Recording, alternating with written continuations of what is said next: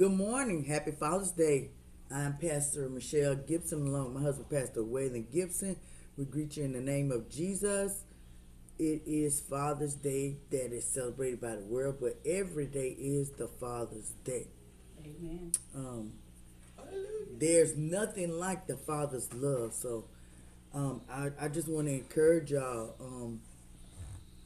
Always love on your father as long as they are living, and love on those that have stepped up into the place of what a father would be or can be in your life. A lot of times we ignore the fact that we had someone special that was willing to um, be there for us. So we want to encourage you, just stepfathers, step uncles, all those that have stepped in the place of being who God created them to be in your life. Be thankful for that.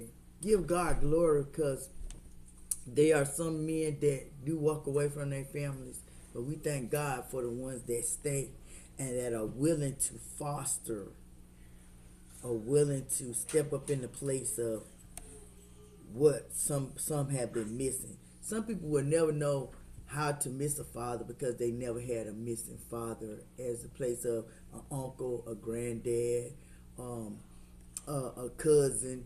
I'm thankful that my son was able to always have men, godly men in his life, and so you just have to be thankful for that. And I just, I love the fact that God is still yet blessing mine. He's here.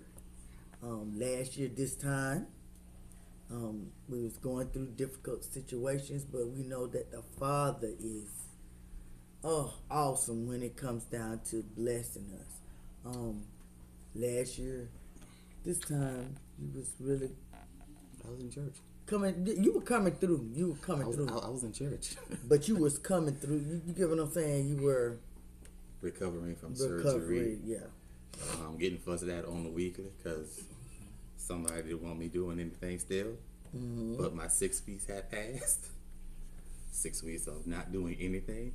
But God is good. Happy Father's Day to everyone. This is an interesting day. I always find it interesting, and I say that because a lot of people don't really celebrate Father's Day, or you can't and I haven't seen it so far this year. I've not really been on social media, but a few years ago, a lot of single moms was Happy Father's Day to me because yada yada yada. This is being petty, and it made me appreciate my mother's raising even more. Because my mother always said, like, I ain't your daddy.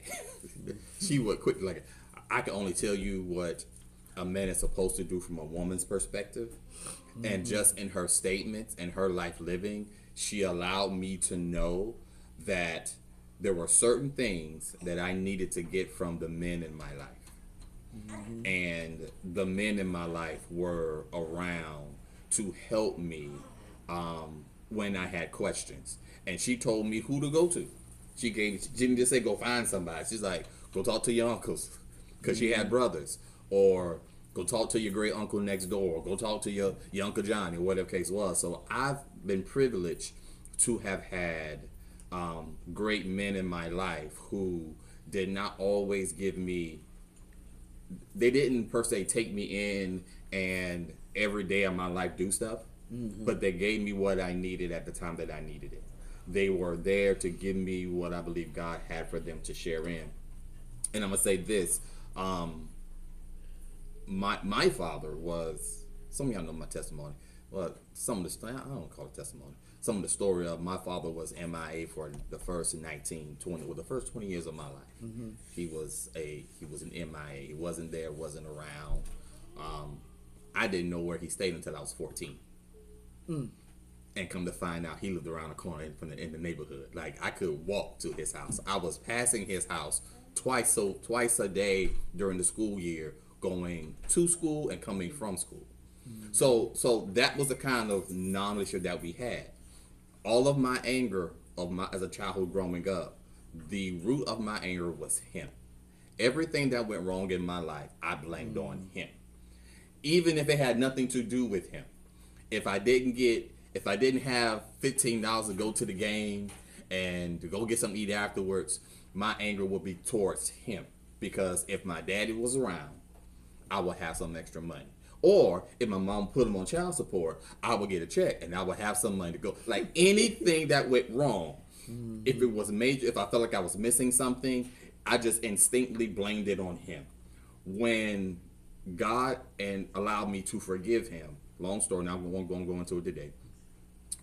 When God allowed us, he and I, to reconcile and get forgiveness, the thing that impacted me most was that now I had no more excuses for why things didn't go right in my life. And it wasn't that him just saying forgive me for not being there made everything okay, but it made me have to deal with me in a way that, because praise the Lord, how y'all doing? Forgiveness works like this. I am forgiving you of whatever's.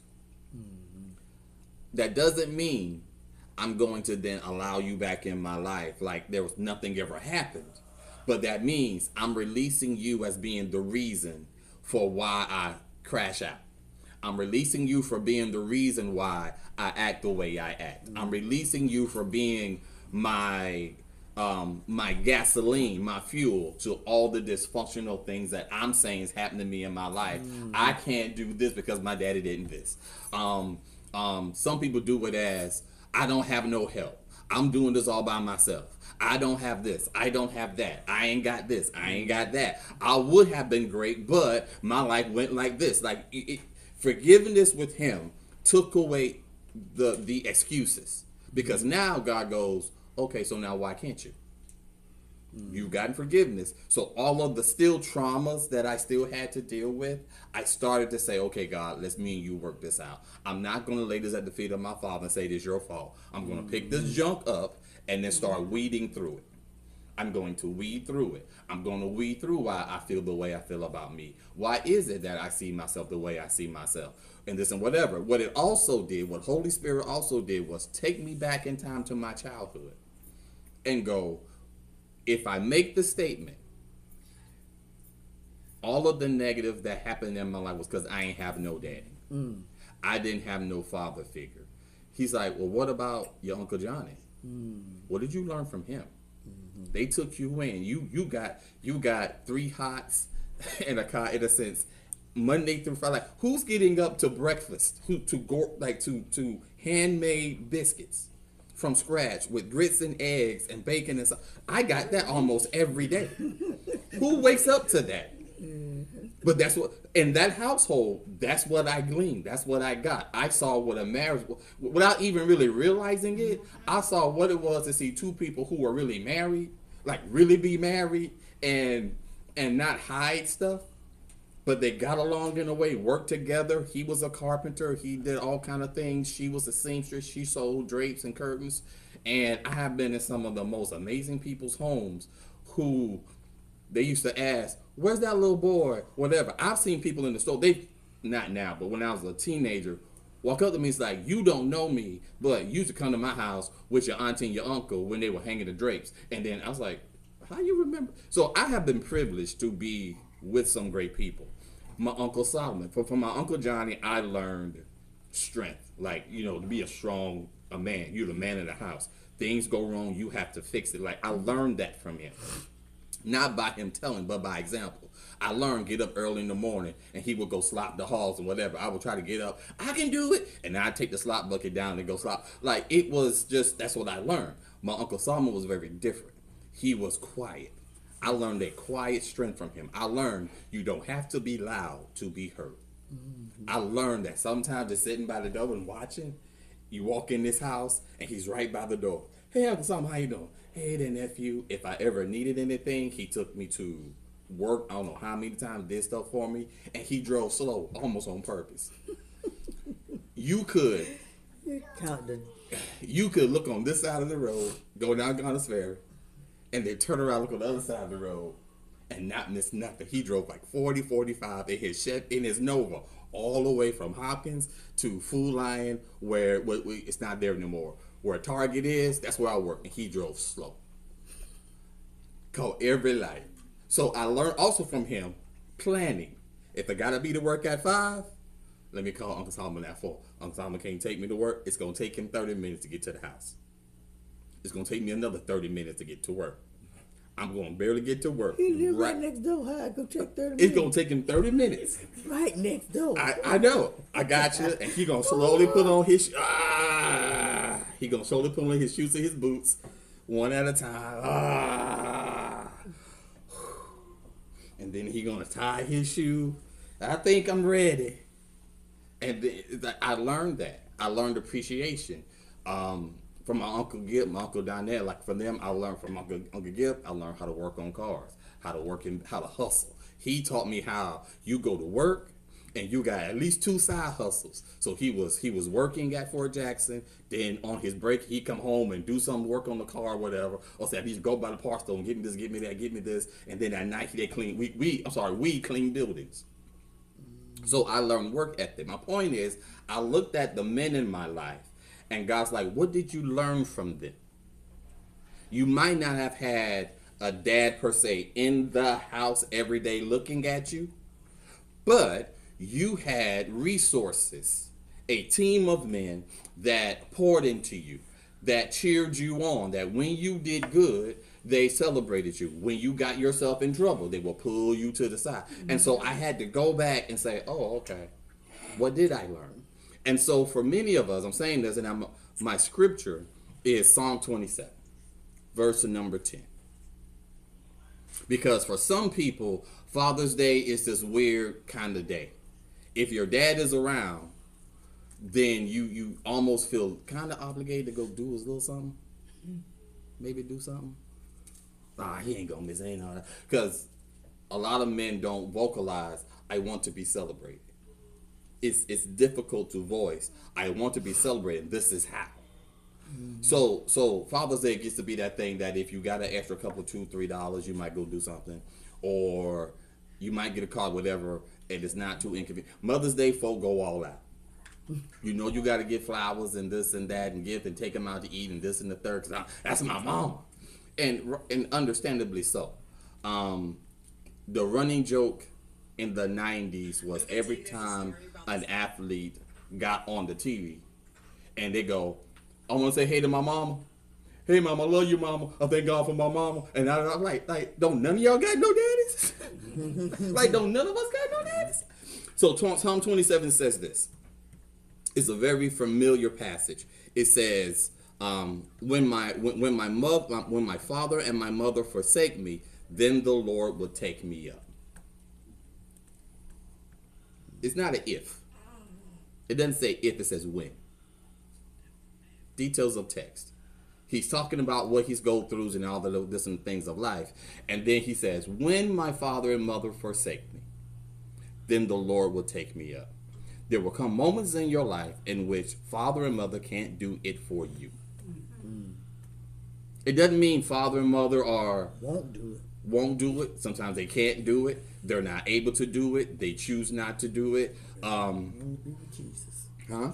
Or they going on to be with Jesus. Go home to be with the Lord. I remember my mother passing away, and I felt abandoned. It was the weirdest. It was the most shocking truth I had ever realized. And I was like, "You abandoned me again." That was my mom. And I went, "Wait a minute. She was there. Like, where is this abandonment feeling coming from?" And me and God had to work it out. It took me about 4 or 5 years to work it out with me and God about my mama. And I was like, "But God, I did this with my dad. It didn't take this long." He's like, "No, because you had a certain perspective, and then y'all kept talking, and y'all kept talking. He shared with me how it was and how he felt growing up. So in a sense, I got to hear his story, and I let him talk. And it helped me to understand the villain that I had created in my head. Like now, like I said again, in these movies, they give you the villain perspective. Star Wars went back and said, hey, this is how Darth Vader became Darth Vader. He was supposed to do this and then bring back peace to the Force and restore order, whatever case. But this is what happened to him. He could not control his anger. His anger and his emotions was how the evil empire, the Sith, got him, whatever, how he got hold of him and said, embrace your anger, your rage is power for you. And because he embraced his anger, he became Darth Vader. And his arrogance and all of that stuff or whatever. And y'all can go watch the movie, see all the details of how, he got the suit and everything else, because he was basically about dead. And evil brought him back. And he did not know he had twins. It's a long story. But anyway, remember, because they had his twins. Him and the girl he was dating, he was in love with. Padme. No, go back. Padme. Luke and Layla were twins. They come from royalty because their mother was a royal ruler, whatever case was. Y'all never watch this? Don't pay attention. She was the first Star Wars, right. So if you go back and watch the prequels, they call them prequels, like Revenge of the Sith and all that stuff, and Anakin and all. If you go back and watch it, you start to see how the villain becomes the villain. So what it made you do is that when you finally went back and watched Star Wars 1 and 2, or the originals again, you have a better storyline of how everything is moving. And so again, in some of these stories, they make you see the side of the villain, like the movies about Luthor, Lex Luthor from Superman. The fact that they had a TV series called Lucifer, I think it is, about the devil, and this, and people are and his making him personable, so people can kind of understand and see his side of the story. It's the same that they do with the Anunnaki or the Watchers, or those are fall. If anything, if you piece the story into scripture, these are fallen angels, and they're trying to give you their background story of how they came and they did this and did that, and it all makes you seem as if where they did all this, where was God in this? And they did this and taught us this and gave us that, and we gave you all this great stuff. And it's like you start to see some stuff. My point goes to you start to see the villain differently. And sometimes people that we have villainized and demonized, when you get their story, it's hard to still do that and still hold on to you're the reason this. It's hard to do that. And so if society is manipulating you in movies and TV shows with all this stuff, they understand the power of hearing a person's story. And also through life and friendships sometimes too. Sometimes we tend to draw to people that are going through the same thing you're going through, and sometimes somebody has to be stronger than the other one to pull you out. I remember at a point in time in my life when I used to hang out with people, they liked the party, they liked the club. I didn't. And I was like, I did not hate on them because they partied in their club, but they kept seeing something was different about me, and they kept saying, well, what's wrong with you? Why you don't go like we go? And I was like, well, that's not part of my life anymore. And I did not try to dog them. What's that her phone? Her watch. Oh. Sorry, my watch. I didn't try to force them to come to church. I didn't try to force them to change. I just sit and we would talk and we would fellowship. But it would be like to the point where they was like, you got a peace about you. You got a calmness about you. This is stuff that I need to go. This is something I need to go. So I did invite them to church, and they did come. And then, a couple of them did get saved, and a couple of them went back into the world. But it was still yet, I changed my friendships because I knew I could not no longer be around people that was feeding me toxicity or trying to tell me, the club is the hopping place, or sleeping with men and just have, ain't nothing wrong with sleeping with a man and getting money from him. And I was like, that's prostitution to me, because if you keep doing that, eventually that man think he owns you because he's paying you for whatever you're giving him. So it was just like, I got to withdraw myself from that. And I had to get a mindset to say, I'm going to serve the Lord regardless if my friends would serve the Lord. I got to press toward who God is for me, because I knew I had that longing and that love for him. And I can honestly say the stuff that I went through, I did not put it on my parents. Yeah. I had to withdraw that from my parents because every time my mom and them told me to do the right thing, I always wanted to do the wrong thing. Right. I purposely did the wrong thing because they said not to do it. And I was like, you know what? And I had to go back and look at my life. A lot of stuff that I caused it, not my parents, not my friends. I caused it because you know when you get that feeling and you get ready to go somewhere and you get that bad feeling and you don't go ahead and sit down and just stay home and you go on out and something terrible happens, then you're like, oh, I had that feeling that I knew I should have stayed home. Right. So you had that because, and this is crazy how God will put people together. I grew up with no daddy at all around. Like MIA, house full of my oldest brother, my mom, my aunt, and her daughter, who's like my sister. So we grew up in a house together. So it was us. So it's a different feel, a different thing. I know what it is as a young man to know that the bills of the house is going and stuff is tight and it's tough and your mama's frustrated and your auntie's frustrated and you're sitting there like you feel it. Like I felt it in the house. I felt the tension in the house of, oh, we ain't got no money. I can tell when she didn't have to say it. I knew when money was tight by just how, or when she was sick and then things you had to do, whatever. What I'm trying to get us to understand is some people, because we blame father or we blame other people, this and the third, it's prevented us from seeing the good and the great, the what you did have. Some people have said, where was God in all of this? So I want to talk to you something real quick about something. Y'all remember in Matthew 25 where Jesus said, when I was in prison, you visited me. When I was hungry, you gave me something to eat. When I was naked, you clothed me. That's in Matthew 25. Starting around like verse 31. When the Son of Man shall come in his glory and all the holy angels with him. Y'all better get it. I ain't got to do with that. And he shall sit upon the throne of his glory.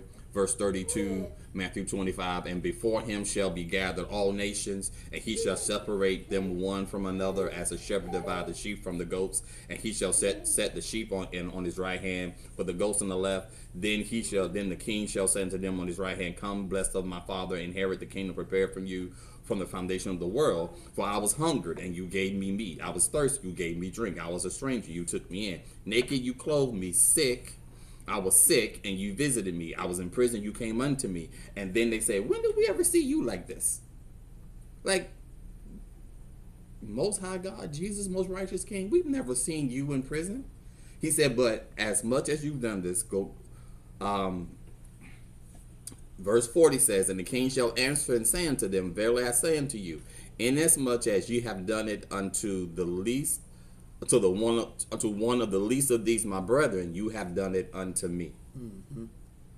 That's verse 40 of Matthew 25. So Jesus is saying, when you showed kindness and you visited and you fed and you clothed and you gave drink and you helped someone that was sick, you did all this stuff, you did it unto me. Remember, Jesus says, I don't do anything except I first see my Father do it. So here's the example. God is in your life even when you did not realize it, because there are certain people who are around you that favored you, that helped you, that they may not have been able to take you fully in and raise you as their own, but when you had different needs, somebody was there to fill in the gap. Somebody was there to help get you from point A to point B in your situation. Somebody was there to help push you through. For me, somebody was there when I finally decided I wanted to go to the prom at the last minute.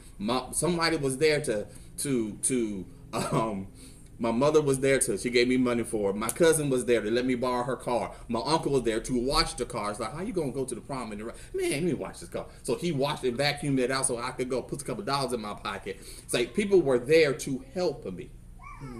And I remember being in the bathroom, taking a shower, and I was washing, I was getting put on my tuxedo, and that was the first time that I ever put on a tuxedo.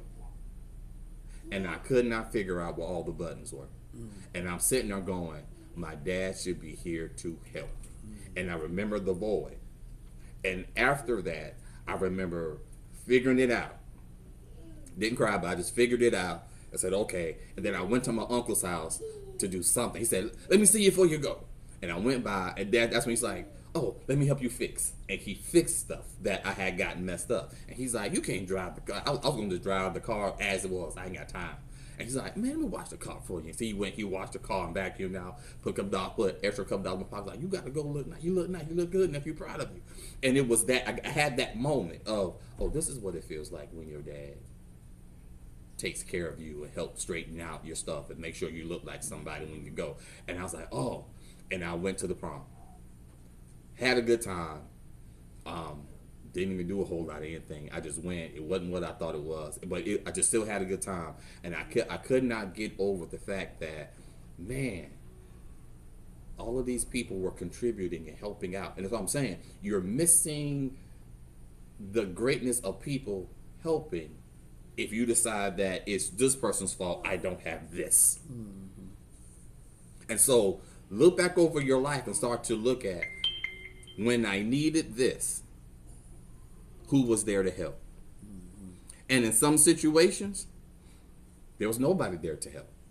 Certain situations, as my students used to say, Mr. Gibson, I had to get it out the mud. Oh, I know what that's like. Yeah, I know what that's like. That like you go to a person or two and they can't do it for you. So now you got to decide, is it worth it, or am I gonna let it go?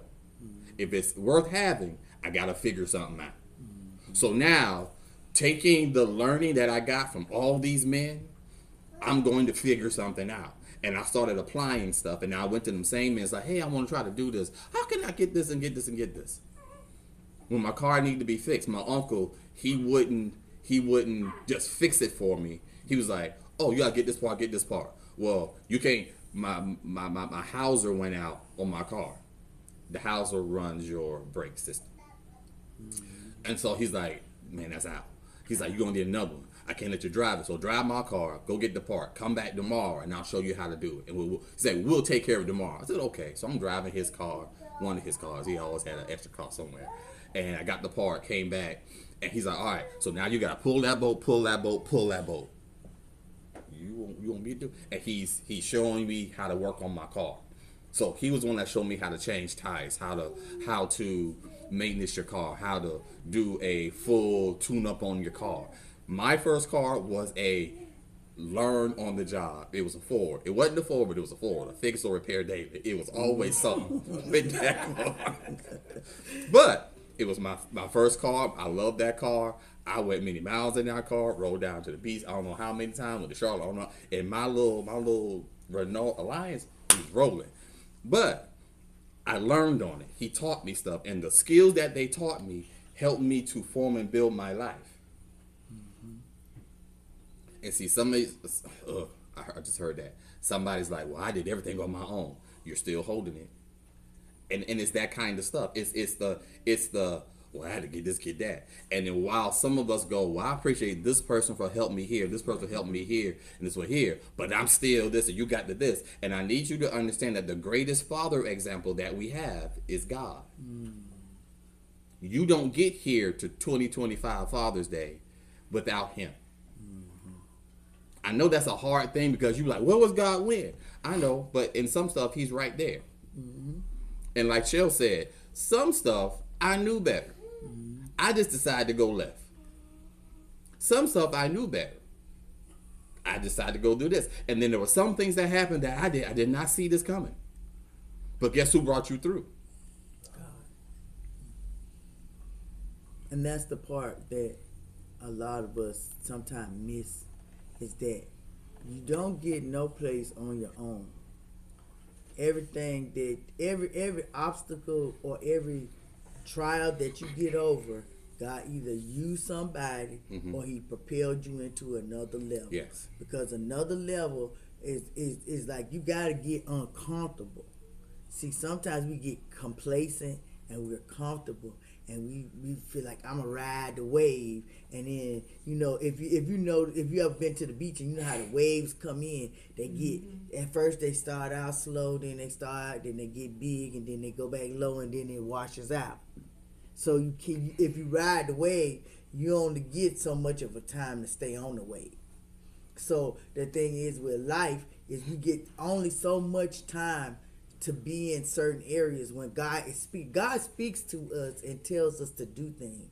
And sometimes we say, oh, I'll do it tomorrow, or I'll do it later. But sometimes you got to act on what he tells you to act on in the beginning. Mm-hmm. And if you act on it in the beginning, then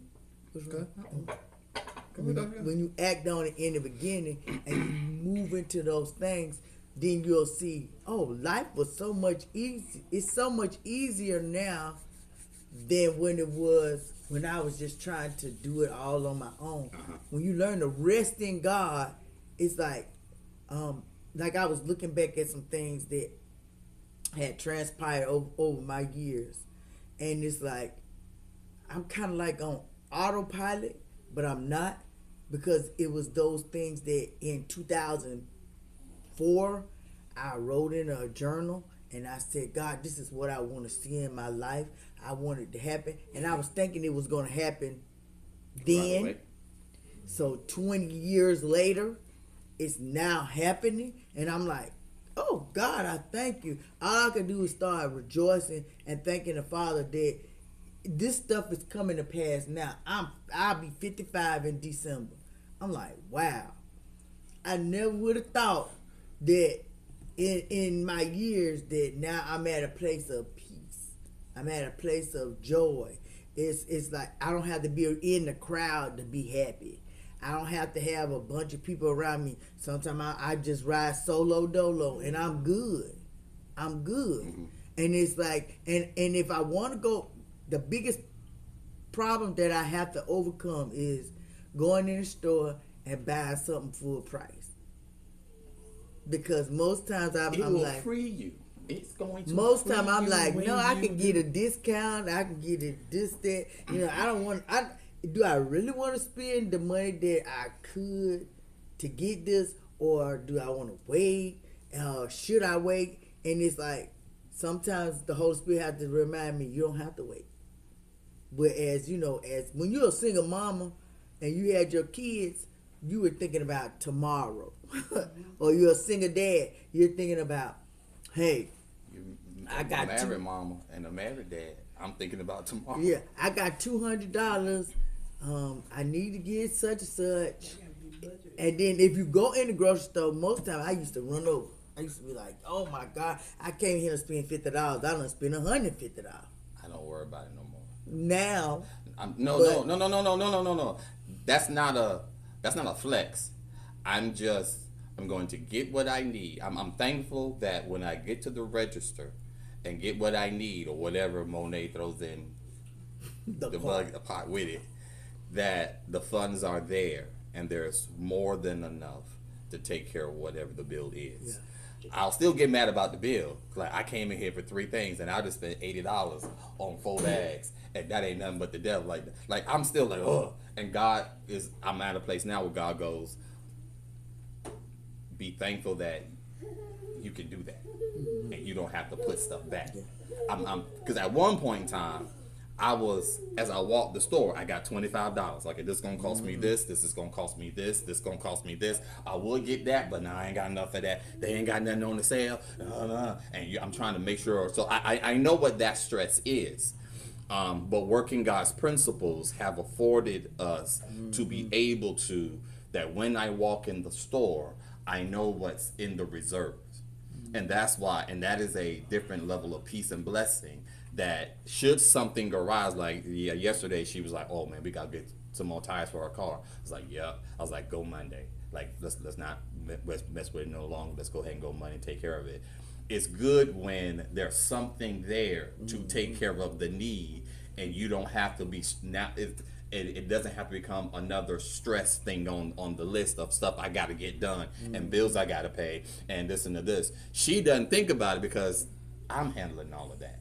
Like, she has no idea that her her life insurance policy the premium is due at the end of the month. She Yes, don't I know. do. You do know? Yeah. How much is it? It's 320 something. Nope.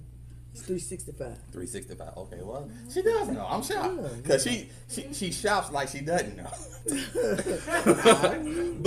but that's the thing but it's not her thing to worry about, and she really don't have to worry about it because the stuff is there to take care of it. But that's the thing. I stood up because I needed to stand up when I say this, and it's gonna hurt folks' feelings. God put you in the family that He put you in on purpose. He put you on the planet the way He put you on the planet on purpose. Now, I'm not trying to say that like for me, I grew up in a single parent home. My father and mother never got married. I'm not trying to say that God designed for them not to be married or whatever and do what they do. But God was like, well, since they're doing this, I need to get Waylon down here. So let me just get him here.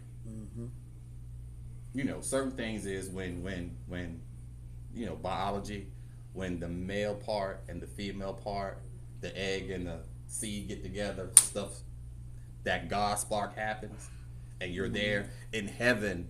It is told that there's always lights coming from God, lights and things like that. So for me in my head, it's like He's releasing life because He said, as long as the earth remains, seed time and harvest. Y'all know what seed time is, right? That's not just, it's a farming term, but it is a term that means when the seed hits the ground. Once the seed hits the ground, it starts to go through a change process.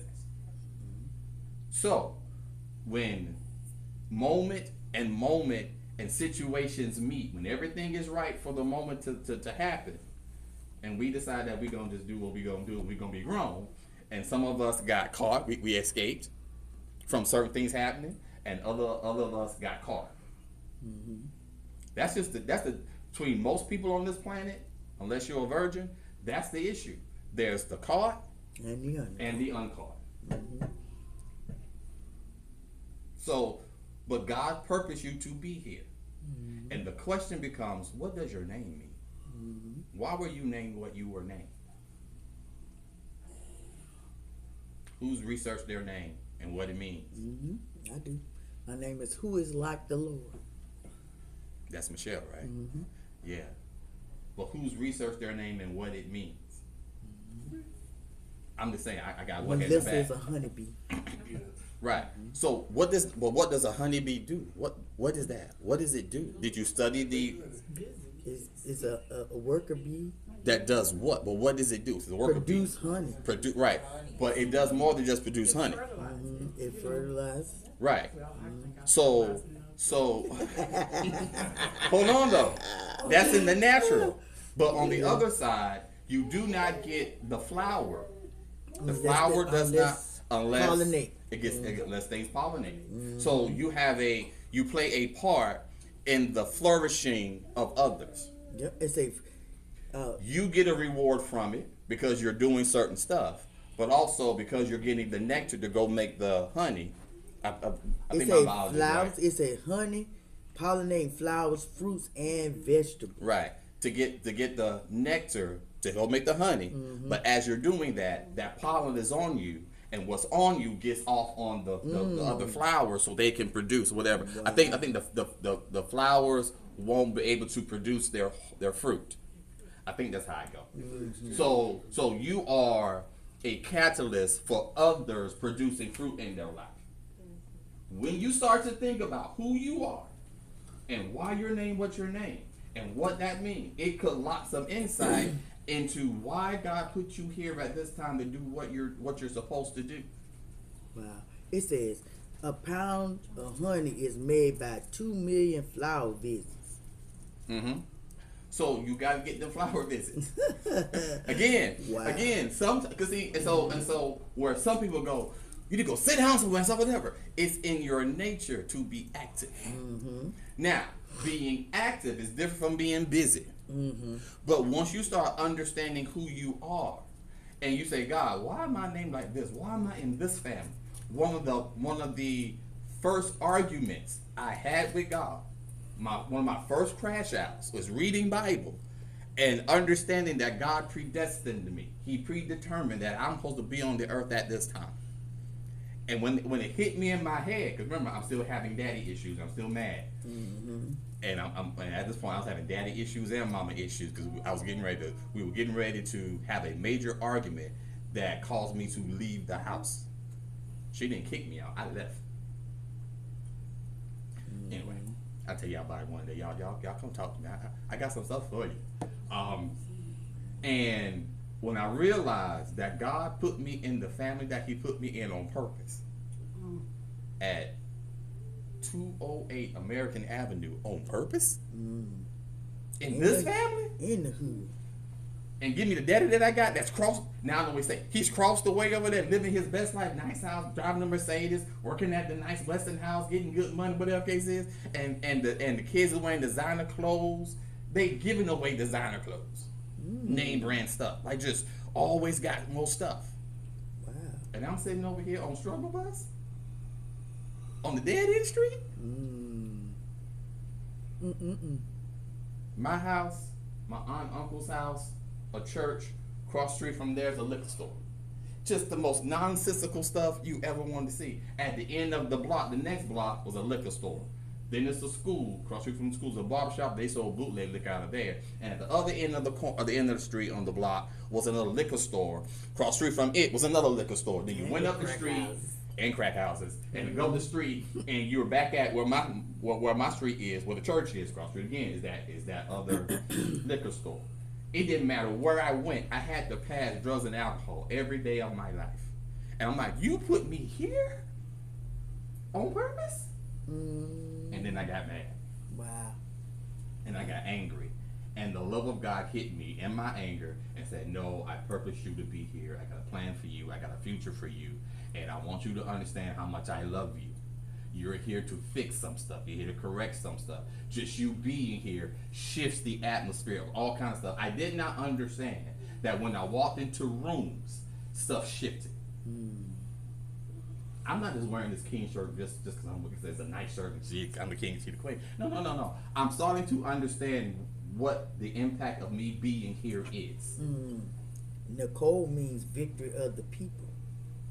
And Nicholas is a derivative of Nicole, but it says the elements mean Nike, victory and people. That means you're going to have victory over people all the time. That means, you got to get where you're supposed to be. In other words, don't come against her because you're going to lose.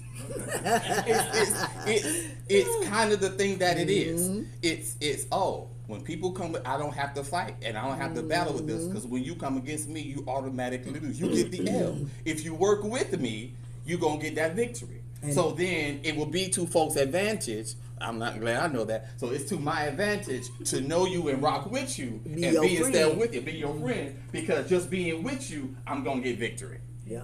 Dorian means warlike. Yeah, she's always. But the war is not yours. You have to learn how to fight that war in a different way. Right. And so again, some of these names, it's like superhero powers. You can use it for good or you can use it for evil. So hopefully by now, some people have started looking up, like you took a moment and looked up what your name meant. Now, here's the other side to it. Is there a biblical meaning to this name that is different from the urban or worldly definition? Now, Aries means ram, and it's the Roman god of war, but Rashan is a derivative of Sean. So they didn't really have a definition yet. So you got to do a little bit of research. But again, this is what I'm talking about. So in alignment with that, not just your name, it's the. But I say Racine. Okay. So now. Oh Lord. Yeah. So but also here's the hard part. So this is Father's Day, right? Right. So God is gracious. God is good. Okay. So now it's Father's Day. It's also you come from who you come from on purpose. There is something about your daddy that you needed. I know this is hard. Because remember, I went through 20 years of crashing out over my dad. I couldn't stand him. Only to realize within 5 years how much like him I am. Even to my detriment sometimes. In the sense that when I looked in the mirror at certain times in my life, all I saw was him. My mannerisms, the way I did stuff, the way I naturally would argue you down on stuff, comes all from my daddy who did not raise me. So when they say the apple doesn't fall far from the tree, Oh, Stephanie means crown or garland. Shelby, it says willow, huh? Willow form. Willow form or I did this with my kids. or ledge estate. So what does the ledge estate mean? like estate, like property, estate, ledge. So that's an expensive piece of property. I'm about to say, yeah, that's something valuable. So now again, so my point goes to this, and this is good exercise for all of you to start to understand you, because here's what has to happen. You're gonna have to look at your daddy and your mama. I'm gonna say it anyway, and you're gonna have to look at what you cannot stand about both of them. Oh man! And then you're gonna have to look at what you can't stand about them, how much of that is in you. Wow. But either right now manifesting or lying dormant and it's getting ready to come creep on you later in life. Because certain things don't hit you till you get in certain situations of life. Yeah. If your parent was, like, for example, my parents never married, but my daddy had 2 kids before he got married. So he did eventually get married. My grandfather, this is a little bit deeper. My grandfather, when he was married, and I'm telling family business, so y'all is what it is. He had also other children while he was married. So my father had 2 children before he got married, and then he got married. My grandfather, while he was married, had children with someone else. So now, for me, certain people didn't holler at me until I got married. Certain attacks didn't come my way until after I got married. That's right. We were wonderful, and we really didn't argue until after we got married. Yeah. And had to live in the same house, one with another. And y'all know, I told you the story. One day I was getting ready, I was going to work at Bose, got on the morning shift, and I put on my Eddie Bauer plaid shirt. It was blue and light, and a little shades of blue and gray. I love that shirt. Y'all don't understand. I worked hard for that shirt. I went to the mall like 3 times looking at the shirt, like, you know what? I'm gonna get that shirt. It was expensive. And then it finally went on sale, and they still had my size, and I bought that shirt. So it was one of my favorite shirts. She said she hated my shirt. I put on some cologne, whatever. She's like, oh, that. She just, for whatever reason, she's like, anything I did that day was horrible. So I drove to work hurt and mad. I got out the car.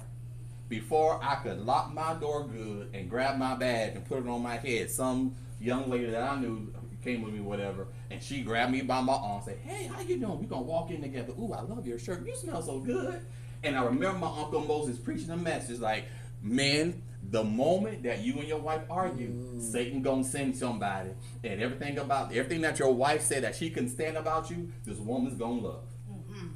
And I heard it, and I went, that's the devil. Trap. That's the devil. Now, she was not the devil. But it was a trap. It was something Satan was trying to do to me to get me to start to entertain somebody else. And I was like, I rebuke in my hand, I rebuke you, say name of Jesus, like, Lord, how do I get out of this? And we got to the door, we buzzed to get in, and I was like, I'm going to the bathroom, I'll meet you on the line. And when I went to the bathroom, it was like, I prayed, and I came out, I got to the line, and the supervisor came over, and he was, I need some people to go work over here and do this over here. And she was the one that volunteered to go over there. So for the rest of the day, I didn't have to deal with her. She thank you, Jesus, I thank God you will answer the prayer. And then after that, she never said nothing to me after that. But Shalisha name, who was born first? Shep? They say you the third born. That's what it means. You had another one. No, but your daddy did. There's one. No, older. you would have been a fourth. You'd have been a fourth. She's fourth then. Yeah, she's fourth. But then it says full I of. am the fourth. He said your life is full of energy. Another meaning says you're full of energy. All right. So now you have to live up to that expectation, get that energy, keep going and move and do. She always doing. They always doing stuff. Keep doing it. So now, here's my point. Here's my point. Right. Here's my point. I had to look at what I could not stand about my posterity, and look at what was great about them, which was easy when it came to my mom, because I had years and years of stuff.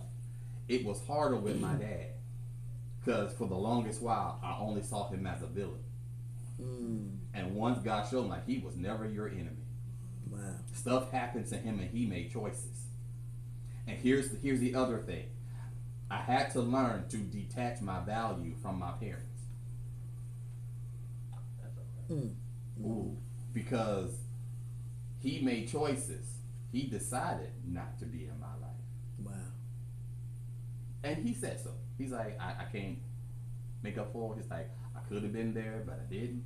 I chose not to do that. I did what I did. And he's like, I apologize for the hurt that it caused you, but we can't go back. But I would love for us to move forward and try to build a friendship and a relationship.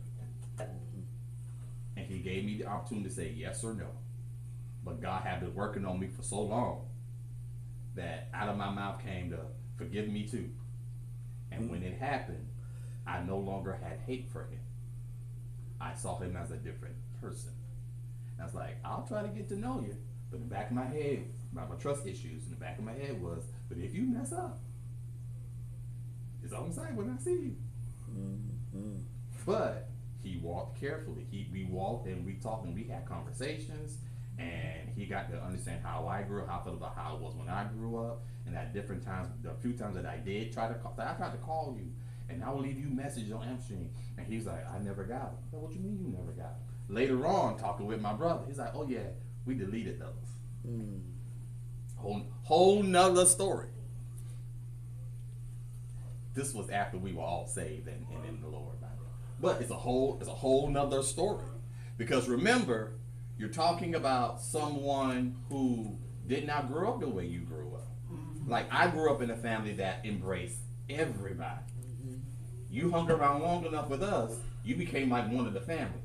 If you followed the rules and you got in how we got in, then you became like one of the family. And after a while, I couldn't tell family members from ex-girlfriends and boyfriends who just kept hanging around. And after a while, the next generation didn't know, thought everybody was related. And it wasn't until we were like, okay, well, who they come from? And who was their mom? Oh, well, it's the sister, because my great-grandfather had a bunch of kids, mostly daughters.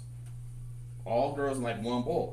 So the Evans family was come from this. And this sister had these kids. And that's where they come from. Okay, well, what about these over here? Well, where this come from? That ain't your family.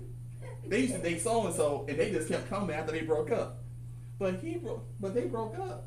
But he done got married, and who don't? Yeah, we all family. Like, that's my family. That's the great and the dysfunction of my family on the Evans side, that we embrace everybody. So I am used to, if you said we're family, okay, we family. When my dad said, when my brother Eric said, you got another sister, like, there's a sister? Yeah, she's so-and-so and so-and-so. There's another one? I was like, how many? And my dad said, far as I know, it's just y'all. Like, as far as I know. So we are not blind to his former drug abuse. We're not blind to his former rages. We're not blind to or ignorant of the fact that he and his wife, my stepmother, argued almost all the time in their earliest years of marriage. Now, so I know what I had to contend with.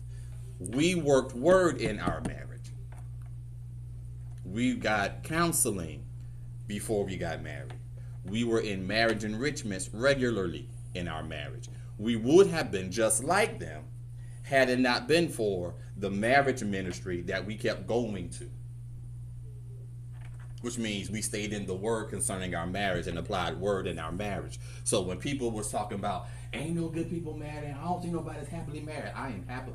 I am 25 years as God is my witness standing before you, happily married to that one woman with her crazy self. She crazy. But again, happily married. Our arguments are not knockdown dragouts. We don't call names. We didn't do that. There's an house he take. I think the first time we really argued, we was going to my cousin's engagement party, and we was in the car like going at it, like just yeah. I'm in the back seat because there's ride. We was in the other one, and I'm just in the back seat just and you can do whatever you want, whatever. We still never called names, but we just arguing. I don't even know what we just argued. And that was 15 years ago. Right? No. That's what I'm saying. That's like that's longer than. No. Okay, yeah, 15 because you were 20. Yeah. I turned 21 that day. Yeah. So we were just arguing back and forth. Like that was our just old frustration stuff. You have to deal with the good and bad and ugly of your posterity, where you come from. And in all of it, if you want to be free on Father's Day, start your freedom process. Forgive.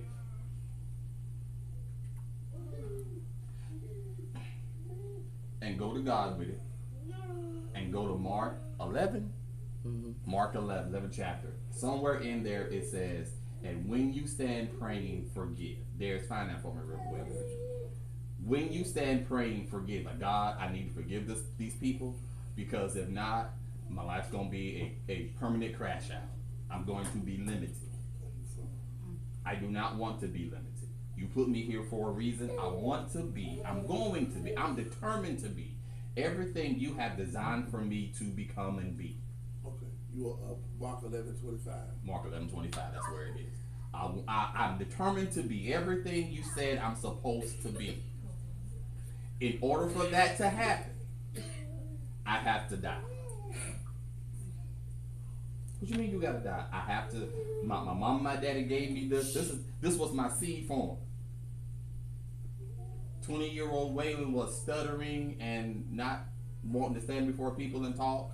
20-year-old Waylon could not actively play instruments in front of nobody. 20-year-old Waylon could not get up and give you a Bible scripture to say, well, I could give you a couple, because I did go to church. I did know Psalm 27. The Lord is my light and my salvation. Whom shall I fear? He said it every day, every Sunday in church. So I knew a couple of scriptures. I knew more hymns than I knew scriptures. My point is, 20-year-old Waylon was not ready for none of this. 20-year-old Waylon was thinking I'll be dead by 22. And I wasn't even in the street like that, but I just figured all my other friends are dying and going to jail, so either I'm be in jail or because I'm be dead over some fool baby mom or something or whatever. I'll probably have a kid when I'm 21, 20. Just how I saw life and where I was going, didn't know. 20-year-old would not be standing here, almost getting close to getting a year and a half away from getting a doctorate degree in education.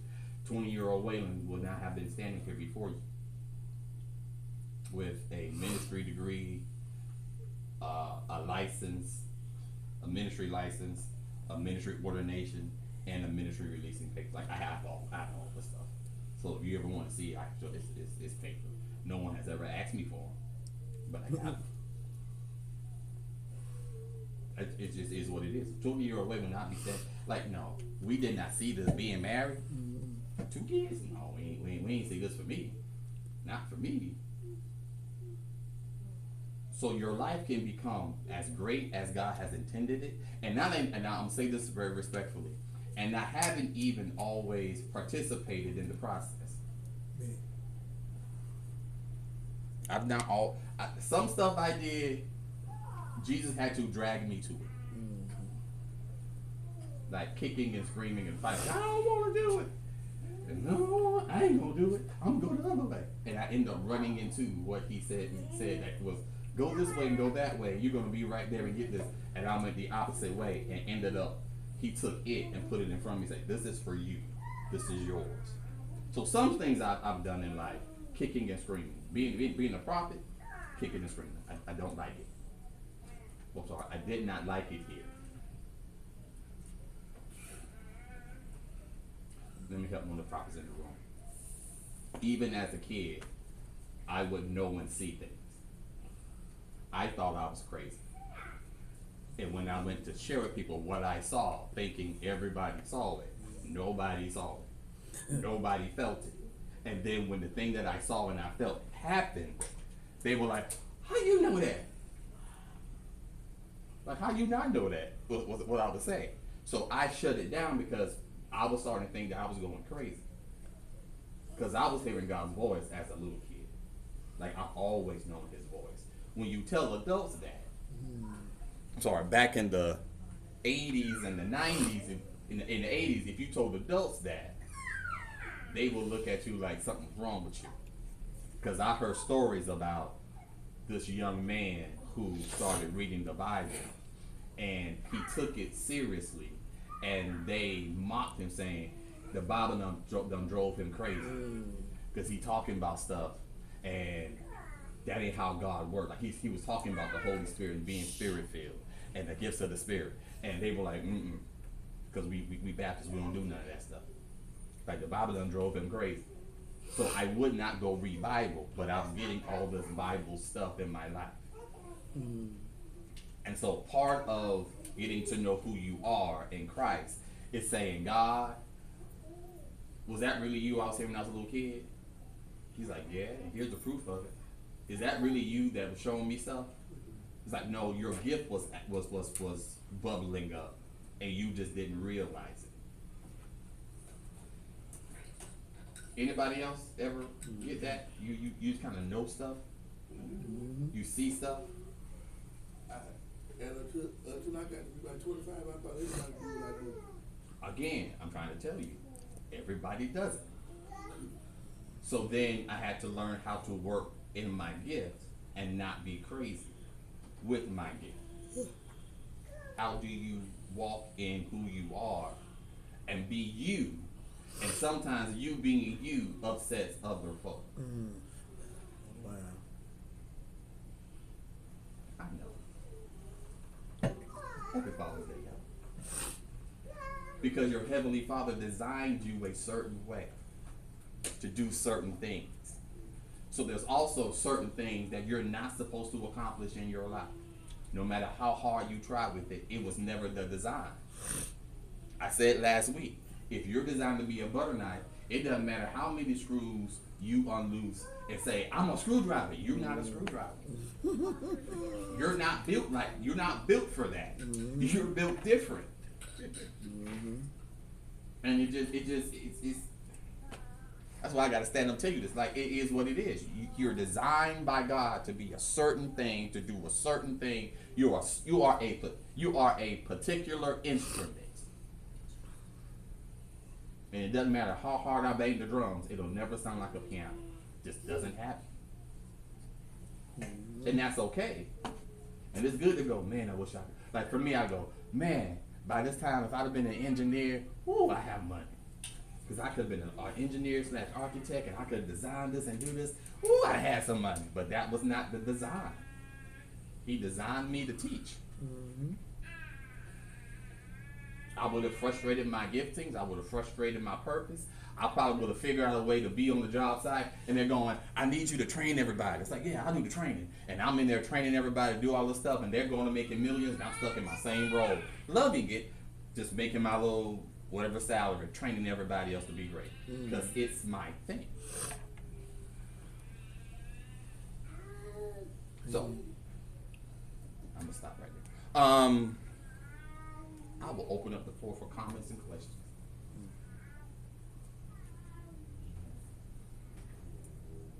I'll wait.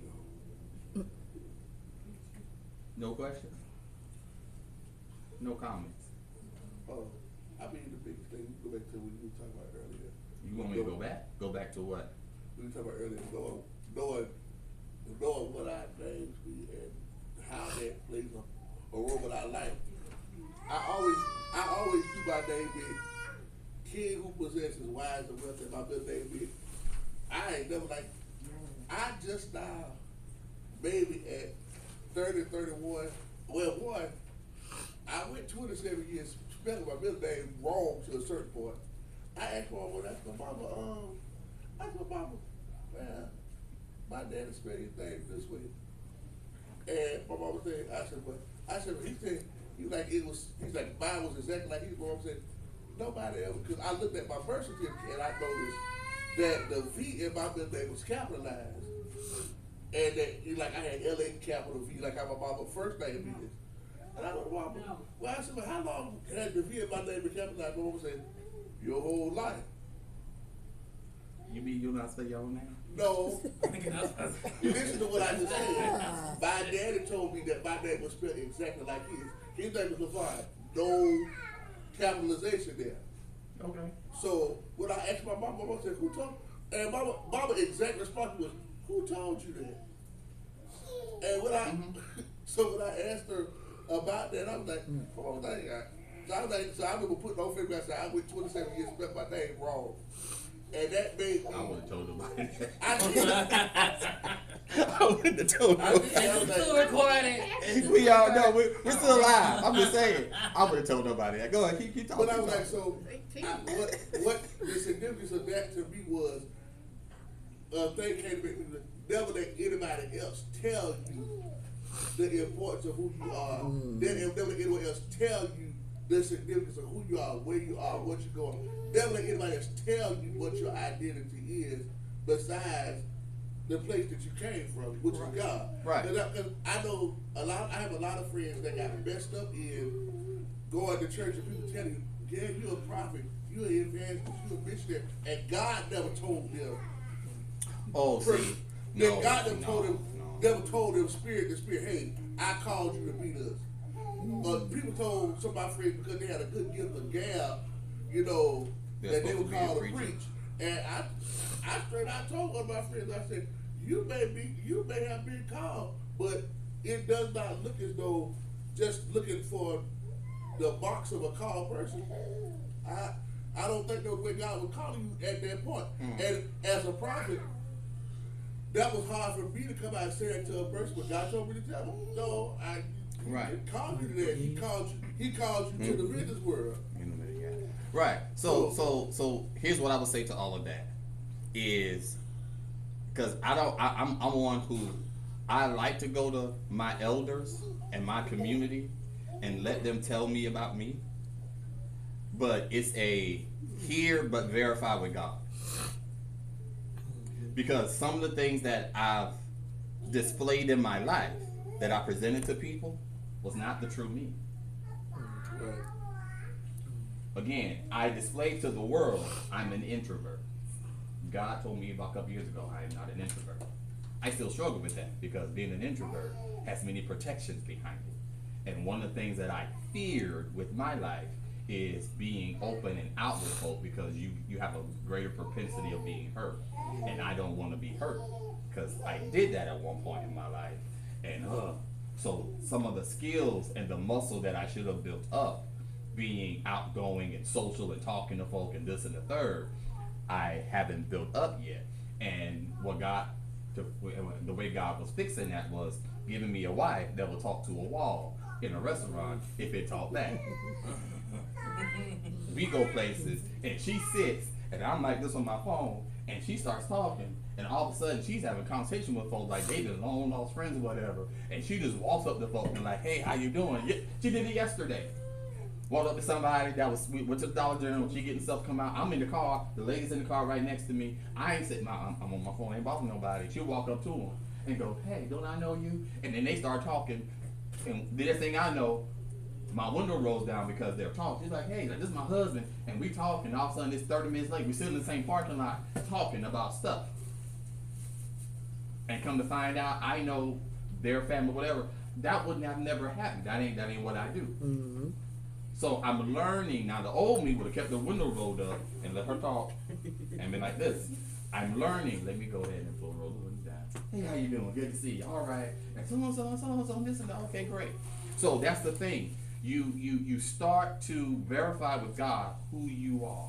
Your identity is lodged in Him, and what you're going to find is that some small aspects of your life and your personality that are things that you created for your own protection, or because this happened to me, so I ain't gonna do this no more, whatever, and it's going to conflict with who God called you to be.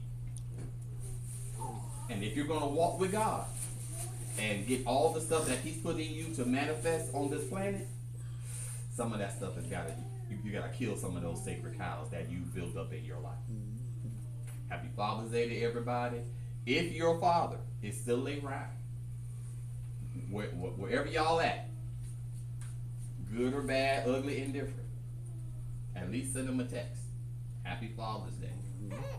Appreciate you. If they've done something for you, if they're kind of halfway decent in your life, hey, thank you for whatever it is that they do. So happy Father's Day to you. And go on with that. If your father is gone, no longer around, well, as I tell people to do, if your parent is not around and you see someone that you can show kindness to on Father's Day, do that. Y'all go in God and be blessed. I did not get to the part, maybe take it up Tuesday, scriptures in the book of Revelation, because what fathers do is from a biblical standpoint, most fathers name their children. And I know in our society, it's usually the mama that come up with the name. I've come to find out that some of these things that our mothers named us, in many, many, many cases, is God inspired and God breathed. Just saying. Because I even found my name in the Bible. So, y'all go in God and be blessed.